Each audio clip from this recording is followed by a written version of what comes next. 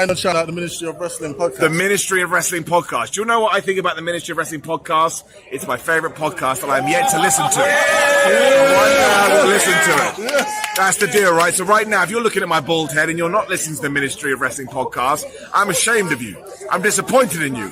You've made me sad. And the only way you can sort this out is by listening to the Ministry of Wrestling podcast. Do it now and subscribe. And do other things with the thing.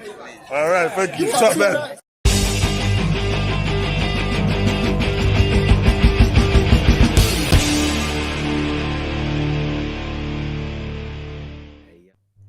All right, yeah, it's Big Tone in the zone here for the final pay-per-view of the year. And of course, the ministry is on hand to do the prediction as always. I know what you're thinking. Where is the one AJ? We decide to give him some well-deserved time off, and I'm gonna jump in and steal the show here. So yeah, let's just have a little clip from AJ though to explain the rules of our little competition. Let me give you a very brief intro how it works. There are 5 guys in the group, and we essentially just take on each other in a friendly banter to crown the MOW prediction champ. Essentially, it is what it says on the tin. Yeah, you make a prediction for a pay-per-view or PLE, being a WWE main roster, no NXT or AEW. Next year, we'll be looking into more stuff, primarily Impact. But here's how it works. You predict a match, you get a pay-per-view point. The person with the most pay-per-view points gets a series of show points, and we break it down in a very, very easy order, and that is this. Essentially, if you're in first place, you get 4 show points. Essentially, it's like this. If you're in first place, you get 4 show points. Second place, 3 show points. Third, 2 points. Fourth, 1 point. And 5, no points. And again, it's just like your normal football match or your soccer or what AEW is doing with their international tournament or continental tournament. Just we break it down in a very simple way. Just more guys, we have to break it down. And that's how it works. So the extra caveat to that is if you happen to get a clean sweep in that, you get a bonus point. If you don't, or if there are no bonus points cleared, then guess what? That bonus point goes into the next show. All right, so let's get into this. We're going to begin with Hawk versus Wheeler Yuta for the FTW Championship.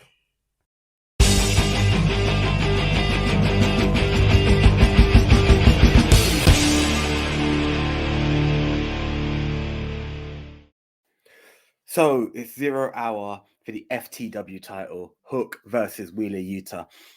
Look, it doesn't look like... Wheeler's always been that guy who kind of takes the L's for the Blackpool Combat Club.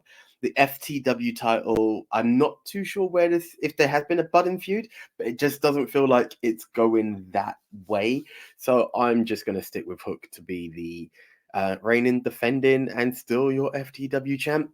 It kind of matches BCC's MO, but no, not on this occasion. Hook for the win. Yo, what's up? So the prediction for World's End is Hook versus Wheeler Yuta for the FTW Championship in an FTW rules match. This will be interesting, and I really think that Wheeler Yuta will be one of Hook's greatest challenges. It will be one of his greatest matches, and it will test him because Wheeler Yuta has grown to be tough over the last couple of months. See, at first it used to be an easy pick for me, but since Hook's picked up a couple of defeats, it's been interesting, where he's gone with his character, and he's upheld it pretty well. Now, obviously, we're talking FTW, so, we're talking Hook's world, we're talking his father's world, he's defending his honor as well, so obviously it means a lot more to Hook than it does Wheeler Yuta. So yeah, Wheeler Yuta can suffer a loss, but Hook, we need to kind of build him up a little bit more now. If this is a test to see what he looks like with a champion, he carries it pretty well. Just give him opponents, and Wheeler Yuta is a good start. So my pick for this, the winner, Hook, still the FTW champion. Look, yeah, it's become a bit weird for me to, despite the fact that I love Hook, to keep actually betting against Hook. But yeah, it's cost me in the past. Do I think there's any real benefit to Wheeler Yuta beating Hook? No. Do I think it's time that the title changed hands and Hook get pushed up the card? Yes. This is 50-50 booking from me. You know what? Just because it's cost me in the past, Hook might become my... he might become my Mercedes Moné, the way she was to AJ, but I'm going to go with Hook to retain here. Let's make this easy. I'm picking Hook. I still don't see the big thing about Hook, but everyone keeps telling me he's the man and he's strong and everything like that. So I'm gonna stick with it just because. But yeah, it's for the FTW Championship. I don't know who's got the belt and who's defending or what's going on. I think Hook's the champion. If he is, he's retaining. If he's not, he's becoming a new champ. So sticking with Hook, especially if he's a champ. Come on. There's no need to drop the belt now. It's the end of the year. Let's start fresh, not end bad. Hook to win. Okay, so what's my take on this one? Yeah, it's a nice little distraction, but ultimately, it's filler, isn't it? Yeah, they set up a feud, and at least they're paying it off because again, AEW does have a habit sometimes of starting something and then it not really reaching a actual solid conclusion. So they started this little beef with Wheeler Yuta and Huck a while ago because he's best friends with Orange Cassidy and they're messing with the BBC and all that. And this is the offshoot of that. Who I think's gonna come out as the victor here? Well, it's gotta be Huck. Solely due to the fact that, Wheeler's already walking around with gold, man. He's the pure Ring of Honor pure champion. They're not gonna make him a double champion. There's no point of that. So Huck for the win. All right, so this next one's a bit of a random one. AEW, I don't know if this is last minute or otherwise, decided to add in an all-star tag team match. I guess just to get certain buddies who they feel need to be on the show. So this match actually consists of two members of the Blackpool Combat Club, Claudio Castagnoli and Daniel Bryan, or the great Brian Danielson. Yep, as well as Mark Briscoe and Daniel Garcia. That is, I guess that's the face team because I'm not sure about these guys being face. The only certified face is actually Mark Briscoe on that team. But yeah, they're gonna be taking on the team of Bullet Cup Golds, Jay White, Roos, Brody King, and Jay Lethal. It's an interesting mix. Let's see what the guys had to say.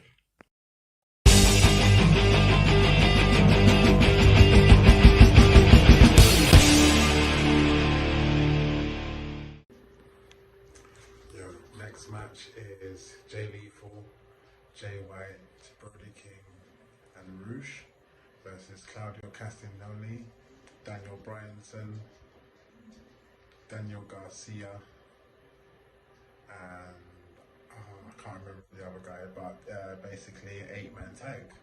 I think this one was a late addition because I wasn't aware of this until last minute, but it's another match nonetheless. And see, it's interesting again because Jay White came out that tournament in the final and has something to prove. But then so does Jay Lethal, so does Daniel Bryanson, so does Claudio Castagnoli. So it is an interesting type of 8-man tag. However, I don't think it's going to be that much of an exciting match. Probably just going to be one of those time-wasting kind of matches. Might even be on the kickoff show or the 0 hour, whatever they call it. But I'm going to choose the combination of the Blackpool Combat Club and Daniel Garcia because I think they have more to gain from this match. So, yep, the winning side, Daniel Bryan, Claudio Castagnoli, Daniel Garcia, and the other guy, they are the winners of the match. I have been so out of it with AEW that I have no idea how this match came together. We've got the BCC, Claudio and Brian Danielson, Mark Briscoe and Daniel Garcia versus Brody King, Rush, not too sure how it's pronounced, and Double J without it being Double J, because we've got Jay Lethal and Jay White. Yeah, I like Brody King of House of Black, but not with House of Black. Jay Lethal of the Jeff Jarrett and co weird group. Jay White of Bullet Club Gold, Guns Up, and Roosh. How was that thrown together? Then we've got the BCC, Mark Briscoe, and Daniel Garcia. I'm gonna go with the BCC, Mark Briscoe and Garcia, because I've kind of crapped on BCC for the rest of the pay per view, and I do respect them, and these are hitters in terms of real wrestling. Mark Briscoe, because of the Briscoe brothers' fame, and now to see him on the pay per view, it would be wrong to kind of make him lose.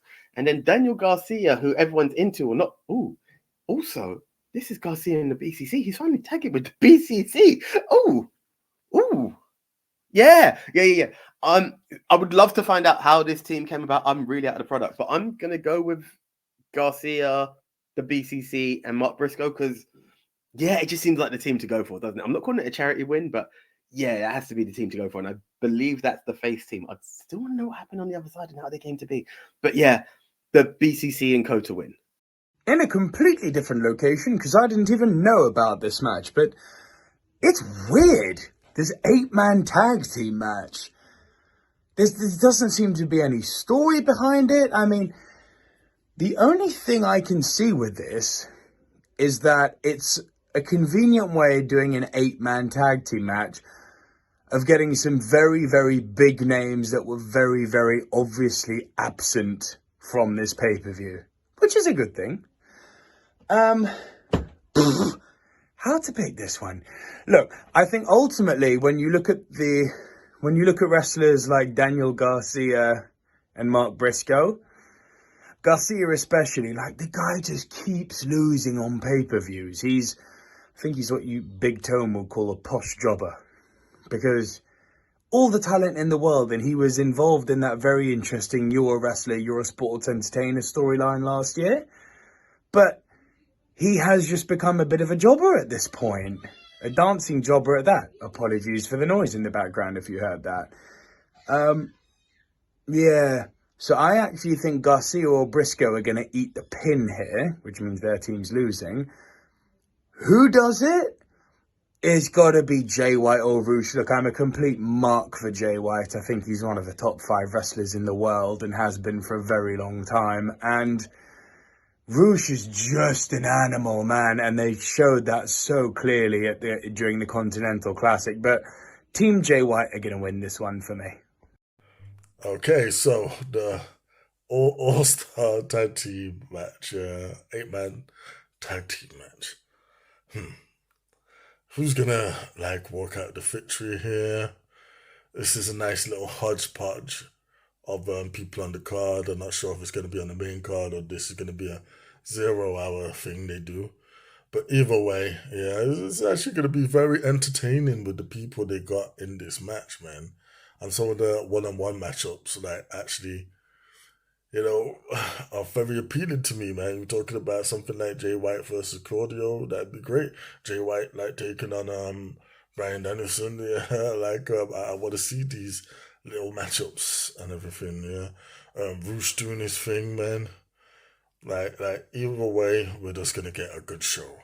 As who's gonna walk out the victor, I can't see Brian Danielson losing on pay-per-view like that. So the so-called good guys on BBC, Mark Briscoe, and Daniel Garcia for the win. I'm going to pick Blackpool Combat Club simply for Brian Danielson. I think he's one of the best wrestlers, actually the best wrestlers of this year. I know people are going on with the Billy Goat, but he is the Billy Goat. He's the GOAT. If he didn't get injured, he would have had the best matches of this year. Well, apart from this one earlier this year that ran everything. But in there, you've got other people in this this group. But every single time I pick against them, they win.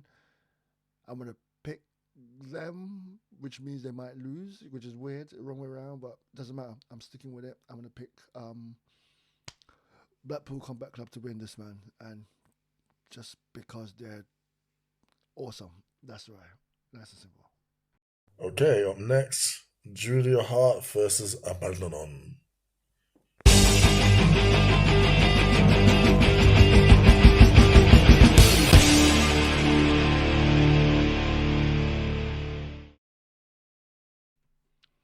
So this is retention show. So with that being, I'm gonna stick with Julia Hart to retain the championship. Um, I'm not sure about them either. Hopefully, it's a good match. I'm not. I think I might be watching this one with the guys, but if I'm not, it doesn't matter anyway. I'm gonna stick with Julia Hart. It's gonna be everyone that's got a championship is gonna retain their title on this one. So I'm giving it all my picks clearly, but I'm sticking with that. I'm so far behind, it doesn't matter. So Julia Hart to retain and win this match. It's nice to see Abaddon on a pay-per-view, not gonna lie, but Julia Hart has done a very good job of getting herself over as hell in the last 12 months, and I'm very interested to see what her title reign holds. Very different to Chris Statlander and equally very different to Jade Cargill, but I can't really see Abaddon holding a title after such little build. Yeah, Julia Hart to win this. Yeah, so it's been interesting watching Julia Hart's TBS title run and her whole spooky thing she's got going on. She's got sort of a BFF thing going on with Sky Blue. I mean, that's more than likely that's gonna what factor into the match. Is probably what's gonna determine the match. And as much as I dig Abandon or Abandon, whatever the hell she called, as a character, she hasn't been on AEW that much, in any prominent feuds or whatnot. So I cannot see them making her champion here. Yeah, and this is basically just fit her on the road to whatever they want to do with Julia Hart and Sky Blue. So because of that, Julia's going to retain her title. Yo. So the next match is for the TBS Women's Championship. The reigning defending champion Julia Hart versus a returning Abaddon, the living dead girl. Not really sure where I want to go with this one, really. I don't think they give Abaddon enough credit. I know she's only just returned, but to put her straight into a title match is really interesting to me without seeing an actual proper build-up. The build-up in this match could have been really interesting in the sort of exchange of superpowers, if you will. But the build-up was too quick. It's like they didn't have enough time. So it's quite a shame, to be fair. Hopefully, because both athletes are exceptionally good wrestlers, they can still tell a good story here. However, however it goes, as interesting as it will be, as dark as it probably will present, in my eyes, still your TBS champion. As she says, the house always wins, Julia Hart. TBS title time, Julia Hart versus Abaddon. And look, unless they're going to pull the biggest swerve ever, not that swerve, but the biggest swerve ever, and have Sky Blue turn on Julia Hart or not be part of this House of Black subgroup or whatever they want to call it right now, there is no way Julia Hart is dropping this title. Is she still House of Black? I'm not even sure. But either way, I'm all for Julia Hart because she was House of Black and I've always liked Julia Hart, even as the cheerleader. So unlucky Abaddon, Julia Hart to retain and still your TBS Women's Champion because that reign has just started and I think it's going to be fun. It looks exciting. I no disrespect to Abaddon, I just don't see the title reign coming your way. Julia Hart to retain. Yes, in short, as JR would say, what's going to be a slobber knocker. We've got Darby Allin and the Icon Sting teaming up with Jericho and Guevara and the Sex Gods versus the team of Don Callis' families, Will Hobbs and Kyle Fletcher, who are teaming up in tow with the tag team champions of the world, Ricky Starks and Big Bill. Yep, who's going to win? Let's see.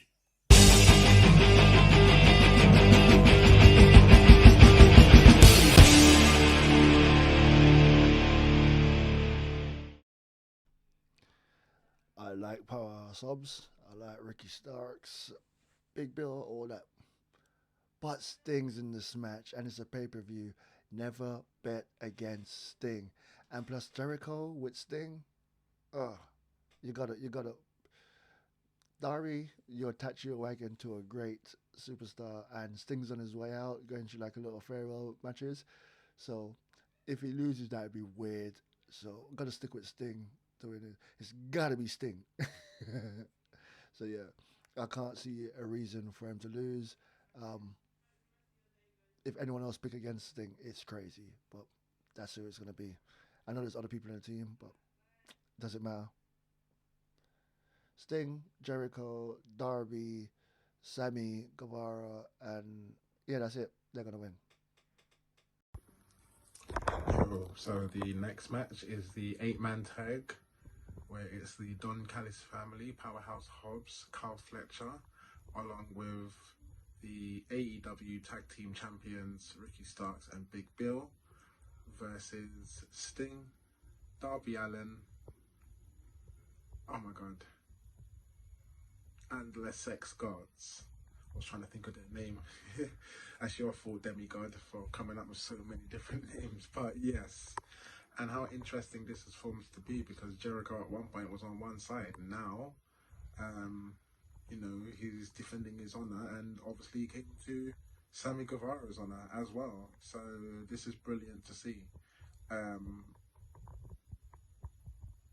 of interesting though, but I think this kind of needs to have a wrap now. However, because of one thing that couldn't happen, unfortunately, because Kenny Omega got injured. By the way, get well soon, Kenny Omega. Hope you heal well. Now he has to go a different route.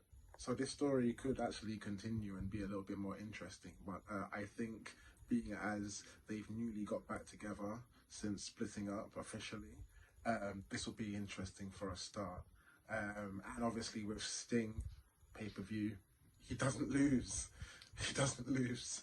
So it kind of makes my choice a little bit more easier. So obviously the winners, Sting, Darby Allin, along with Les Sex Gods, Chris Jericho and Sammy Guevara. Okay, so next up we've got the World Tag Team Champions of Ricky Starks and Big Bill teaming up with the Don Callis families, Will Hobbs and Kyle Fletcher, to take on the team of Les Sex Gods, Sammy Guerrero, Chris Jericho, who are teaming up with Darby Allin and of course Sting. Well, since I just said that name, need I say more? Sting is not losing on pay-per-view. Sting is not losing again. Yeah, except for maybe his final match. Yeah, so we don't even have to hang about here, man. Like, Sting's team gets the win. I'm sure probably it will be the Lesseps guys scoring the pinfall so they can set up their tag team title match, you know, with Starks and Big Bill. But yeah, Sting for the win. Ricky Starks, Big Bill, and the Don Callis family, I believe that's Powerhouse Hobbs and Connor Kester, versus the Sex Gods, which is Chris Jericho and Sammy Guevara, and Darby Allin and Sting. Now, I've not caught on to something. I know that there's a congratulations going out to Sammy Guevara, but the last I saw, I know the Golden Jets can't be a thing. Get well soon, Kenny. But how are Sammy and Chris back together? What happened with him and the Callis family? Please, someone fill me in. I feel a bit like Den the Tech here, trying to get a fill in on a prediction show. No disrespect, Den. But irrelevant of all the outcomes, irrelevant of your tag team champs, irrelevant of the whole Don Callis family and how well they've been doing, there is one name that sticks out. And let's all say it together. It's Sting! Yes, that's right. This guy has not lost in a pay-per-view. I don't think he's lost in AEW, period. And he's on that final stretch to retirement. The Stinger's going to woo in a retirement home very soon, and there's no way we're going to make him lose before that. Are we, TK? Because we know what a mark you are. No disrespect when I say, well, maybe there's a hint of it. But you get what I'm saying, guys. We have not seen Sting lose yet, and it's not going to be at World's End where he's going to drop it. So Sting and co, because that's the only way to look at it, for the win. So there's a rule we have at the Ministry of Wrestling, which is you don't bet against Sting on a pay-per-view, because I believe Sting has a 100% record on a pay-per-view.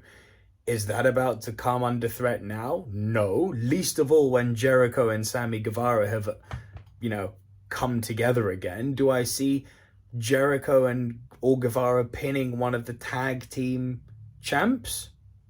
Starks or Big Bill? Yeah, probably. And then going on to do the tag team title run. Sure. But Sting doesn't lose at pay-per-views. So Team Sting will win this. Again, a tricky match to call because Andrade is on quite the roll at the moment, but I say quite the roll. He didn't make it past the knockout stages of the Continental Classic, but he really showed. He reminded the world how good he really is during that tournament. But you don't bet against big man Miro in a pay-per-view, man. Like, is this the point where Miro annihilates Andrade and Miro and CJ align themselves, which is, I think, what everyone really wants to see anyway. I don't know what the angle is here. I can't predict what the angle is here. But Miro has to win this. Miro has to win. Just because he's Miro and everyone wants to see Miro go on to big things. Miro to win. So, I'm actually happy that they're doing this match. I'm happy it's featured on a pay-per-view because it should be featured on a pay-per-view. This is like going to be, I say, like a undersung hero of the card because this is an excellent match. But it's not like it's been given the main spotlight. If you don't watch Collision, you miss the whole feud. So I'm glad it's getting some, main spotlight here. These are two great guys, both what could be considered underutilized by WWE. Yeah, when they was on the main rosters. But here they are in AEW getting a chance to shine. Hopefully this means something for both of them. And to be honest, maybe keep this feud going because I like the pairing. I like Andrade versus Miro, man. And I feel it's gonna be a great match. But who's gonna win? This is tricky. Damn, do we bury Andrade at the expense of Miro? Damn. You know what? This is very difficult. But I'm going to go with Miro for this one. Two men who left the WWE and we all thought this is their time, this is their chance to shine. The underutilizations, the burials. It's time for the big payoff. Andre El Idolo and the Redeemer, Miro. Yes, these two men are going to clash. And what's interesting is that we have Miro's wife in Andrade's corner. Yes, we've kind of seen those stories before, but fear not, wrestling recycles. It feels like whoever loses this doesn't get the climb that they should be getting, and we'd like to see it. But I'm going to go with it in the way that I can only go with it, and that's for Miro the Redeemer to continue being the Redeemer. I think there are rumors of Andrade heading back to WWE, which is also part of my theory. But I think we're going to keep seeing these people that CJ is going to manage. Hopefully she's back. She had a really bad finger infection, if you don't know. But I feel that's what's going to happen. She's going to try and find these people, and Miro is going to be on a continuous warpath until we have Rusev and Lana back. But yeah, Miro to win this one, unfortunate. And maybe before we know it, that's the world's end in AEW for El Idolo before he goes back to WWE. These are the two wrestlers I'm hearing people keep asking about. Like, where are they? Where are they? Where are they? Where they're both here now. And why is CJ with Andrade, not with Miro? But got to rejoin, Macho Man style, So, but keep it nice and easy. Actually, this is quite difficult. Is anyone a champ? No one's a champ. You know what? I'm gonna stick with Miro. I'm gonna say Miro because Miro. Andrade is in shape, but I think he wants to go back to the E. But yeah, I'm gonna stick with Miro. Miro's gonna win because, he has to. No big reason. I'm just sticking with the basic facts. Miro to win. Yo, so the next prediction is for Miro versus Andrade El Idolo. But not just that, it's Andrade El Idolo with CJ, which makes this a whole lot interesting. Does Andrade win with Miro's wife? Does Miro beat his wife's client? You know, it's quite an interesting factor here. But the thing is Miro hasn't had many matches. You know, when was the last time Miro had a match? It's just been vignette after vignette, backstage confrontation after backstage confrontation.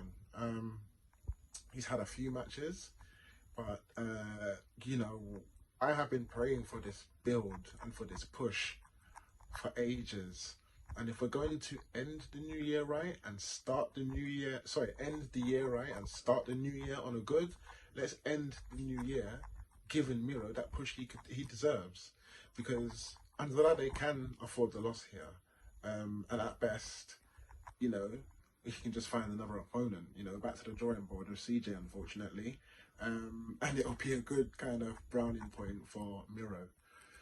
So for me, the winner of this match, hopefully, maybe picking with my heart here, but to me it makes more sense that Miro is the winner of this match.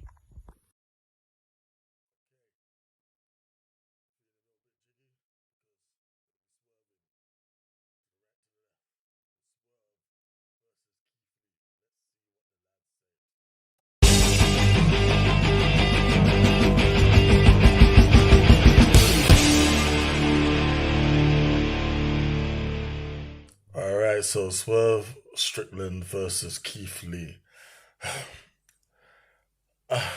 I'm not sure how I take this match because it does feels like it's months too late. It's been thrown together to both have both of them on the pay per view, but it's a good thing they both are on the pay per view because out of everyone in the company, yeah, these are the top three, you know, black contenders that I feel are world title worthy. Yeah, like that being Keith Lee, Powerhouse Hobbs, and now of course Swerve. I feel you could have done more with Swerve, man. Like coming off his big match in it, yeah, which was basically sort of a coming out party for Swerve. That whole feud with Hangman, like if it, I understand why they went the way they did, the route they did for the Continental Classic, but at the same time, I just wish that they would have sort of put on Swerve because it would have been very appropriate for him, yeah, to be like first ever Triple Crown champion in AEW. But we're not doing that, so they still want Swerve on the card. But who wins though? Because Keith Lee, man, again, they need to step it up with Keith Lee like a lot. I mean, they give away what could have been a barn burner of Samoa Joe versus Keith Lee. That could be a whole feud built around that, and they just had it on TV, and then like Keith Lee just straight lose. Yeah, and then Joe vacated his Ring of Honor title. I'm thinking that was just such a terrible decision when you could have just had Keith Lee beat Joe for that title. But neither here or there. Are they gonna make it up to him now and give him the title win? Nah, man, sorry. Swerve is on the tier, man, so Swerve takes the win. Right now, there's only one person getting pushed to the moon that I can see, and Swerve Strickland.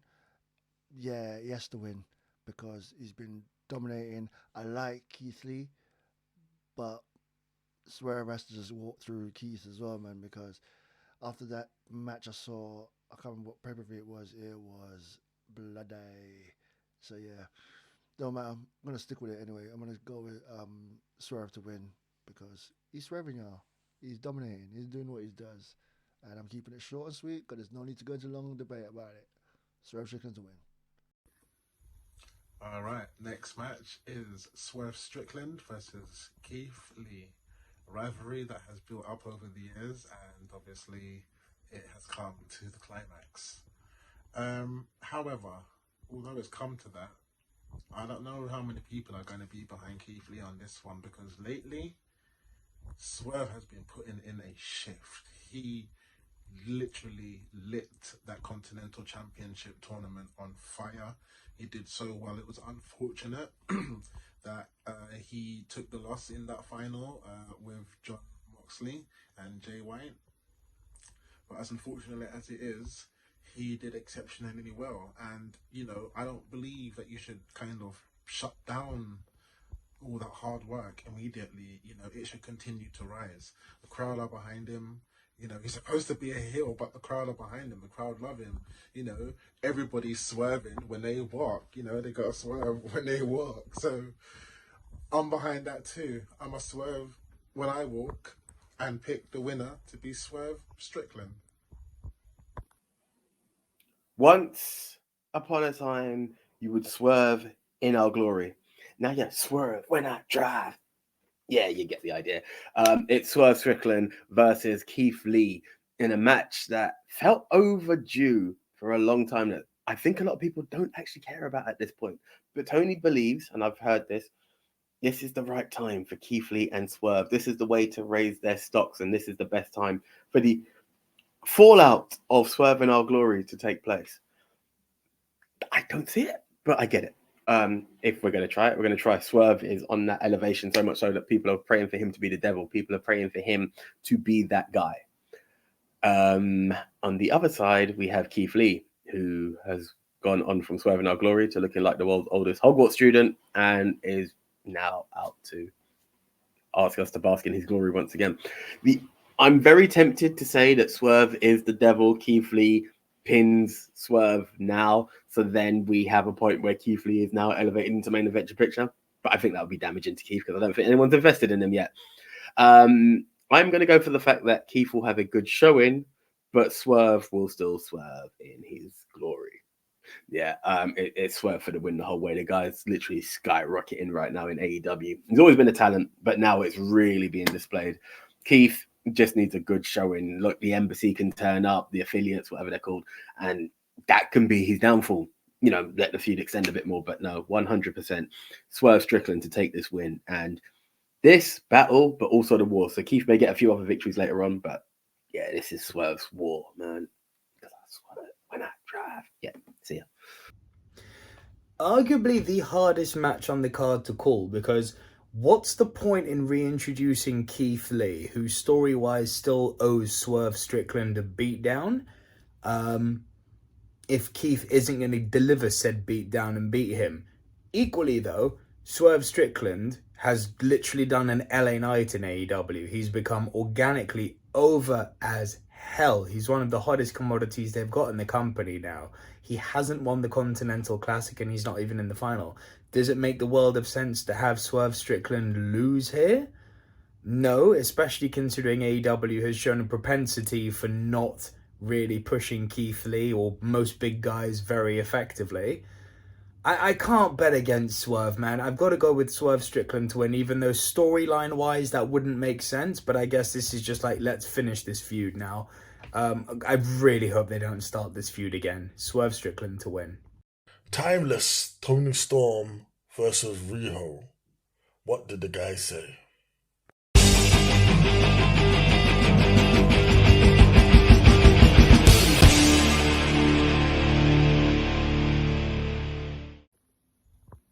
Yo, what's up? So the next match is for the AEW Women's Championship. The reigning defending champion Tony Storm versus Riho. This timeless Tony Storm has been absolutely amazing. I've been a fan ever since I see her break out into that character. I'm a fan. I was a fan before that. I was a fan before she was even in AEW. I will forever be a fan of Tony Storm. So yeah, you know, this is probably one of her greatest runs of a character yet, and it's amazing. You know, long live that title run. If only I could have made this video black and white to kind of give away my answer. But saying that, obviously we know who that is. So still, your AEW Women's Champion, timeless Tony Storm.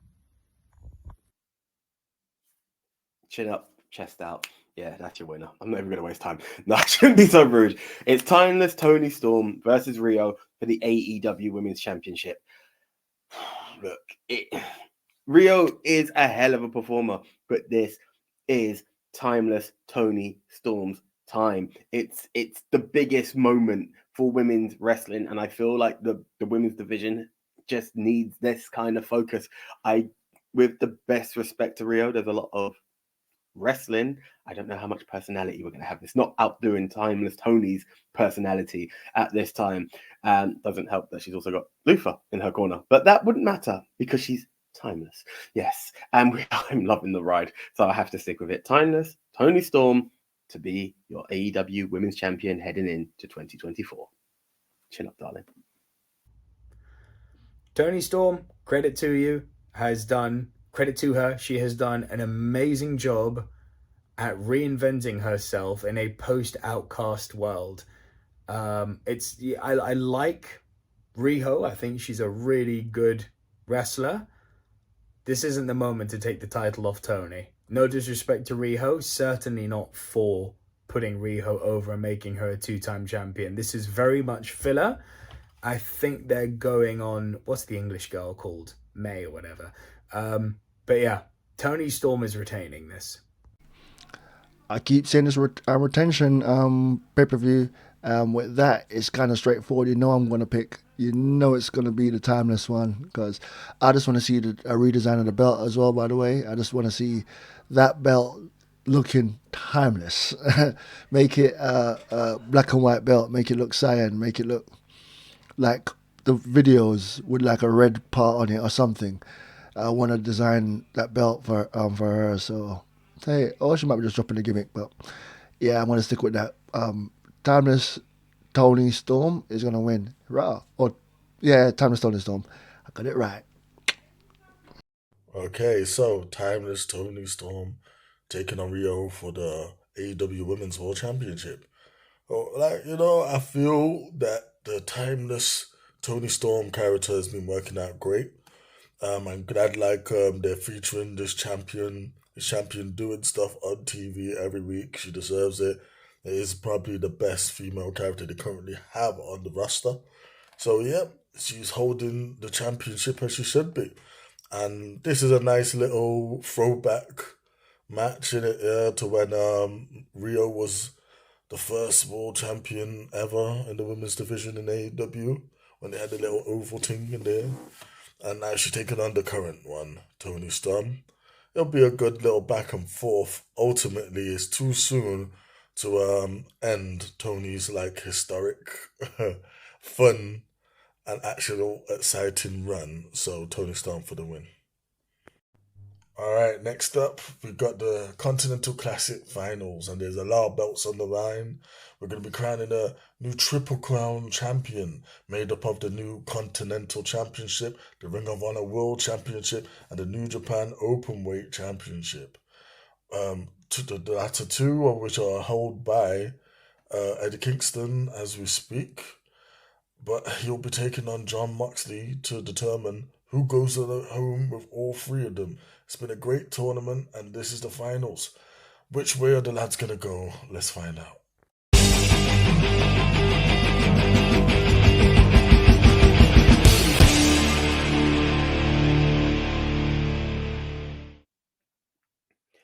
The crowning of the first Continental Champion, the crowning of the NJPW Strong Openweight Champion, and the crowning of the World ROH Champion. Now, I'm all for creating a Continental title. I'm all for making a Triple Crown champ. Now, if it's going to continuously be defended, what does that mean for ROH? Your main title is the second, third, maybe fourth title in the AEW rankings. Doesn't make a lot of sense to me, Tony. I get it's nice to have a Triple Crown champ, but I feel like they're always going to be defended that way. It gets very messy. But either way, we're talking Eddie Kingston versus John Moxley, which is always going to be interesting, which is always going to be all kinds of mad, and I can guarantee a lot of blood. This is a tough one. But I'm not anti-BCC. It depends on which way the videos are. It looks like I'm not on their side this time.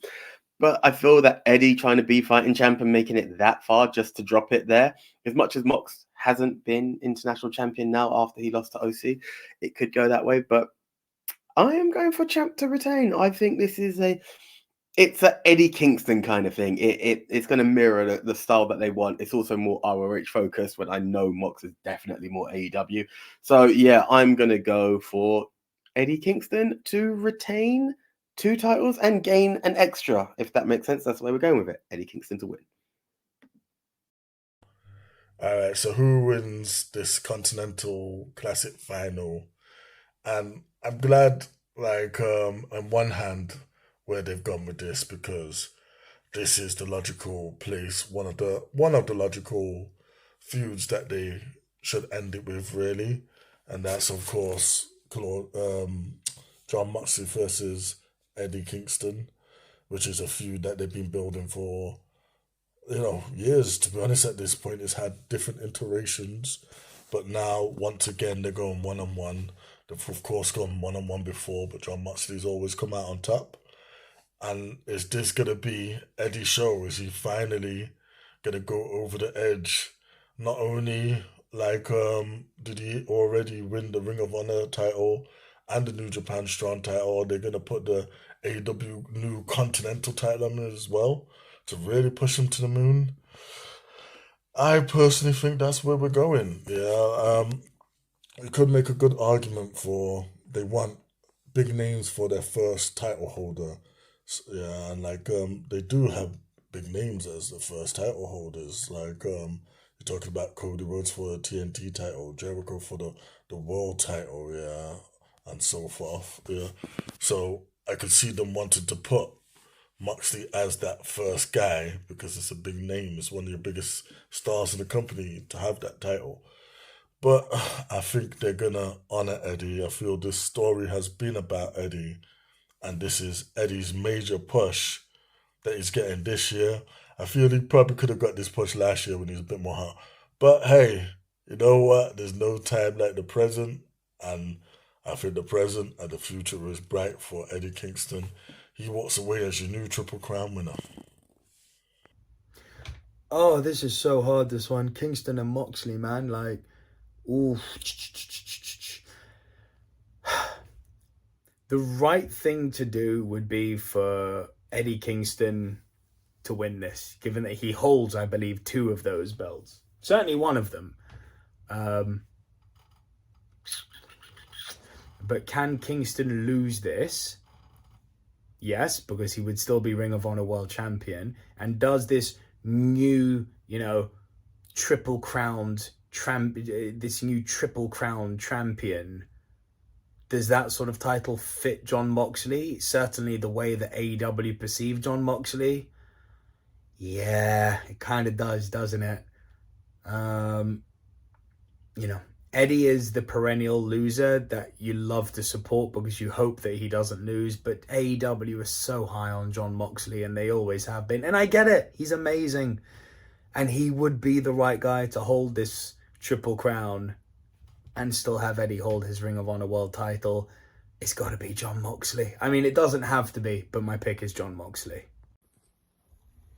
Yo, so this is my prediction for the modern day American Triple Crown Championship, the New Japan Openweight Strong Championship, the Ring of Honor Heavyweight title, and the inaugural new Continental Champion.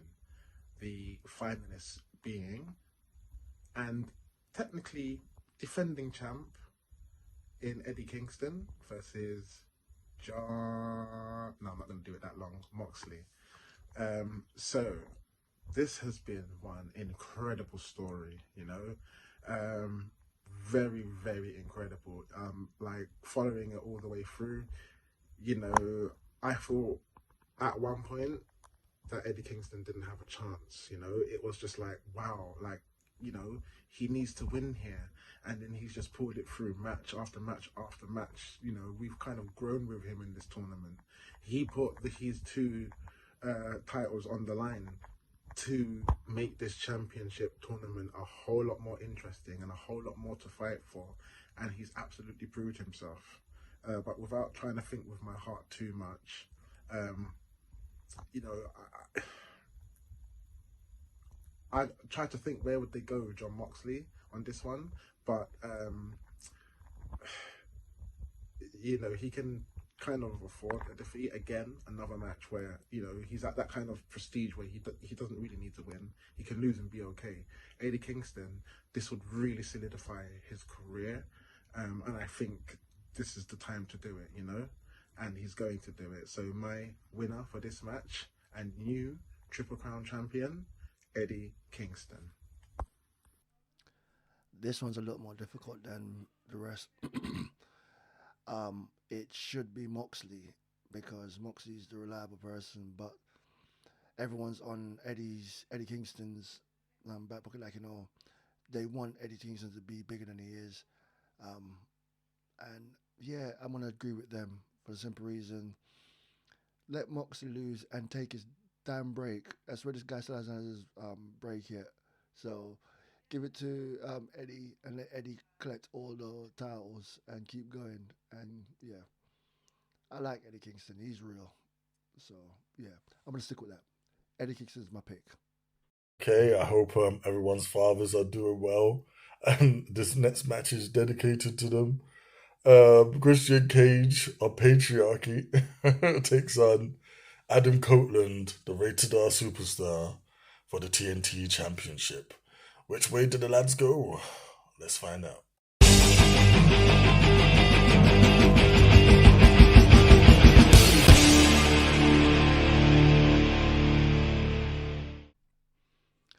As much as people want Adam Copeland to win, I want him just to join Christian Cage because Christian's the best thing on TV, and he must win this. He's got to win this and just find out how's Edge's father doing. Not Edge, sorry, Adam's father doing. So there's going to be a trilogy. I think they've had one tag team match already. They need to become a tag team. They need to come back again, Edge and Christian. And Edge as a face, I get it because he's fresh in the company. He's run into injury and everything like that. But nah, I need him to turn. I need him to be the dastardly heel. And imagine Edge being the rated R superstar with this version of Christian. I would love to see that. So yeah. But anyway, right now it's got to be Christian, because he's finally on his own. He's not Luchasaurus, or he's changed his name, Kill Switch or something like that. But yeah, that's what I'm picking. Christian to win. Some bad blood here, huh? Some bad blood between these two. Is it too soon for Christian to lose the title, given that he is, I think, without doubt, the best heel in AEW? But they've equally been playing hot potato for the last few years with the TNT title, so we could be doing a bit more of that with Christian and Adam here. Adam needs to hold this belt now. Christian beat him already. And Adam's been on the receiving end of like some backstabbing, some betrayals, some various bits and bobs. I can't see Adam Copeland going for a title on a pay-per-view again and losing. So, well, I don't even think the last one was a pay-per-view, but I certainly can't see it on a pay-per-view. Oh, against my better heart, my heart tells me Christian Cage. My head says Adam Copeland. I'm going with my head. All right. So, who's going to win between Christian Cage and Adam Copeland, formerly known as Edge? Yeah. The artist formerly known as Edge. Let's call him that. Damn. This one is very tricky because I can see both of these guys walking out with the title, man. Like, at this point in his career, does Adam Copeland really need, like, gold, specifically mid-card gold? Probably not. Would it be nice to see him with it? Yeah, it would, because, again, you know, Christian has had a banging run with it. Yeah, he's still having a banging run. And, like, are we ready for that to be over yet? There's two ways I look at this. I mean, they can be doing it to make Adam go into the New Year's as a champion, give you a big moment on that card. Yeah. Or, you know, we can just continue going with this whole Christian Cage storyline. Like, there's more to be told there. Like, obviously, Kill Switch has to turn on him at some point. Yeah, they've just added Nick Wayne's mum to the stable, and I'm so glad they went there. and like Christian Cage is just smashing Nick Wayne's mum. As soon as he entered the group, Nick Wayne, I said, Christian has to smash his mum. And it's happened, yeah. And it's great. So do we really want to ruin that right about now, man? You know what? I've got to go with Christian Cage, man, for the win. Like, I just can't see them wanting to ruin this at this moment, yeah. Although, like, Adam's a great person to lose it to, but nah, I just don't think it's happening right now. Um, Christian Cage for the win. Yo, what's up? So, the next match is for the TNT Championship. The reigning, defending champion, the patriarch, the father of the year, Christian, versus the rated R superstar, Adam Copeland. Now, this has been one hell of a build-up, one hell of a rivalry, best friends turned sworn enemies, and it ended up with them fighting in the back and, literally the whole roster trying to split them up. There's been a few interesting points in this whole rivalry. I'm not sure if it's too soon for Adam Copeland to have a championship or if it's time for him to have another championship. I'm not really sure how long his run is going to be in AEW, but if he's going to hold any titles, I presume it probably would be early before he starts passing the torch over. So if that's the case, I think this might be the night for Edge. It's a no disqualification match as well. So although there can be nefarious means, which is at one point made me kind of swerve towards Christian at one point, it also means that Edge can get help. And who knows, there might be a new show. You never know, there might be a surprise. And if there is a surprise, hopefully it will work in Edge's favour. So your new TNT champion, the rated R superstar, Adam Copeland. I can't speak for the others. This is the hardest match for me to call for the night. I'm so torn because look, on paper it should be there. The man formerly known as Edge, Adam Copeland, in a no DQ match. Even though the patriarch is there, he's gonna go all insane. He's gonna drop the chair shots left, right, and center and become your new TNT champion. But he's taking on Christian Cage, Professor Turtleneck himself, the leader of the patriarchy. Mama Wayne's on his side right now. Oh, does it? Oh gosh, is Beth? I think Beth's still WWE. I don't think she can turn up. Maybe she will. Oh gosh. That would be a way to end the world. I'm loving Christian's run. I think that's my problem. I think the whole patriarchy and the way he first of all became TNT champion was, holding the belt for Luchasaurus and then becoming the champion. It spells so much dastardly bits that it would be sad to see it come to an end. I mean, don't get me wrong, he can win it, but Adam, has now got his moment to lead us into 2024. I'm severely torn. I'm going to go with Tony trying to put the world on a happy on this one. Adam Copeland to win, but I really, really, really want it to be Christian Cage. I just don't have the space to vote with my heart right now because I'm at that point of winning or losing. So yeah, Adam Copeland as your new TNT champion. Okay, here we go. The big one, the one they've been building for quite some time. MJF takes on Samoa Joe for the AEW World Heavyweight title. What did the lads say? Who's going to come out on top?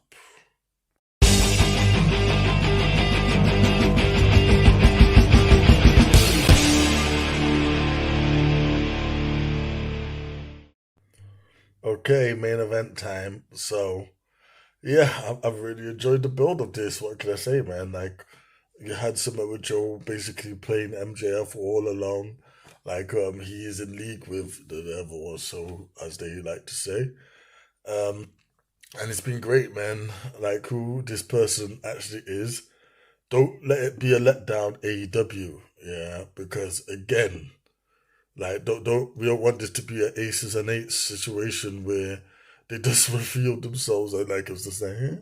Now I want this to be devastating. And like well, at the very least we know it's not MJF because the guy turned around and said, pleasure doing business with you. Unless this is some like high power Vince McMahon level of swerves. It was me Austin type of thing going on, but hey.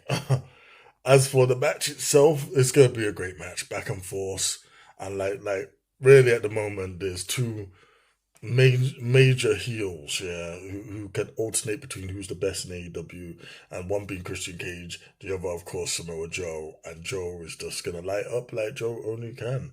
But like MJF has the fans solidly behind him. He's gonna put out another great performance, and it's gonna be a highly entertaining match. But I'm sorry, Samoa Joe, it's just not happening, man. I don't see MJF letting go of that title so soon without not without at least that devil reveal in it. Yeah, so MJF to continue his historic title reign. MJF for the win. The devil on another level, MJF versus everyone's favorite villain, Samoa Joe. Now, it's funny because the devil has just lost the tag team title to two devils. Yeah. The devil is now taking on Samoa Joe, who has done business with the new devil. It's getting confusing and it's there, but apparently this is the culmination to it. Now, let's be honest, not only is there still a Wardlow to go, not only is there other people who have been targeting Max, the outcome of him and Adam Cole to be finalized. The main thing is the devil needs to reveal himself. Now, the devil's not going to reveal himself to a guy who's just lost the title, has he? Like, he's already taken the tag title off him. The devil faction will be quite impressive, especially when the reveal comes through. Will it be boom? And oh god, how can I forget this? Undisputed Era. Yeah, that looks a bit messy, excuse me. But yeah, it has to be that way. So as much as this will be a very interesting match, and we're gonna have a fueled MJF and a Samoa Joe who's gonna be pretty deadly because he's taking on a battered, bruised MJF champion. It has to be MJF for the win, and the devil can then reveal themselves, and then the feuds continue. So yeah, right now he's better than us, and he knows it, even with a broken arm. MJF for the win. Ka-ching. Yeah, MJF for the win. Not much more to say. Sorry, Joe. MJF versus Joe. I love Joe. Joe keeps this company going. MJF is going to retain, obviously, because, as I stated, champions are all winning. There's no going to be no belt dropping, no changing of hands. It's going to be a great match because MJF is good and Joe is great. So I can't wait to see this match. Simple thing is just everyone wants to see the nope. Um, Joe. But at the same time, MJF is really, really good. And then we're coming up to the year that everyone waiting for. Is he gonna sign with WWE? I think he's already signed with AEW. But yeah, MJF, do your thing. Joe, go and take it out of the park as usual. All right. MJF to retain. Yeah, sadly, this is a bit of a predictable affair, this one. Joe isn't beating MJF. Joe's not the guy. I'd love to see Joe hold the world championship one day, but Joe's just not that guy. It's not going to happen. It's been fun. I do wonder if there is that angle where we find out who the devil is and the devil could cost MJF the title, but that as an isolated thing I could see happening. But the proxy of that would be that it means the title ends up on Samoa Joe, which I just can't see. If they did, though, they'd be vindicated with the whole Joe dropping the Ring of Honor TV title. It's like, well, yeah, I dropped it to get the big one. But MJF's going to retain. It has to be. I don't know what the angle is. I don't know how they're going to play with the devil angle. It will play a part, I believe, but MJF will win this. Yo, what's up? And this is my prediction for the main event of World's End AEW. And it is for the AEW World Championship, the reigning, defending, possibly injured World Champion MJF, Maxwell Jacob Freeman, versus the King of Television, Samoa Joe. Now, this is really interesting because to me, it didn't exactly sound like he was revealing himself as the devil. Like, he said, I did this to you, but he could have just been talking at that moment. It's still very interesting. I still think it's going to have a major play here. Maybe Samoa Joe put one up on MJF and put one over him. Do you see what I mean? It's so interesting, like, it's kind of like, I already know what you think I know, so he kind of pulled it over on him. But yeah, it's very interesting, this. However, if Samoa Joe is going to get a world championship, it's going to be now. It has to be now.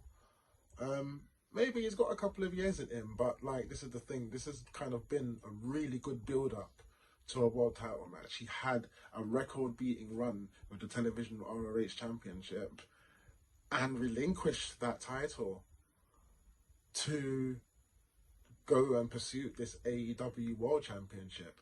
And if this is not the perfect time to get it, I don't know. And that kind of makes it hard for me to choose, but I'm gonna actually say, still your AEW world champion, MJF. All right, and that's your lot. I feel I should mention we did miss out the whole 0 hour battle royale. That was like intentionally, because again, like, AEW haven't announced a single person in that battle royale, so unless you want to take a wild guess and stab at the dark, we just thought it's kind of hard to pick when you don't know who's actually coming, or don't have some type of idea who's going to be in that match. So we vetoed that. But as for you can see, we're quite similar to what we're picking around. I know by the looks of it, me and Den are the same, but AJ, Leon, and of course Nico, they all seem to have picked picks that differentiate themselves so they can win. Yeah, possibly, if they're correct. However, let's go over what everyone picked.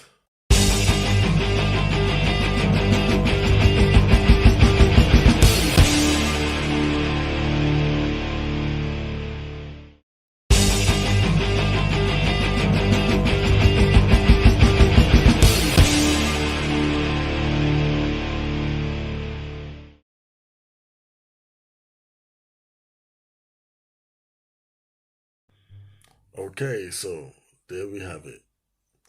Thanks for tuning in. Thanks for listening. Please like and subscribe. Look out for various videos that's coming up soon. We got our end of year recap for both the big things that happened in wrestling this year, and of course the big things that happened for Ministry of Wrestling as a channel. This has been our biggest year ever, and we want to celebrate that. We want to celebrate you if you've seen us at a show, if you bumped into us and they said, oh, I'm gonna check out your stuff. We're just beyond happy and appreciative for your support. For anyone else that's giving us a chance and hope to elevate the channel, we thank you too. I wish everyone a happy new year. Peace.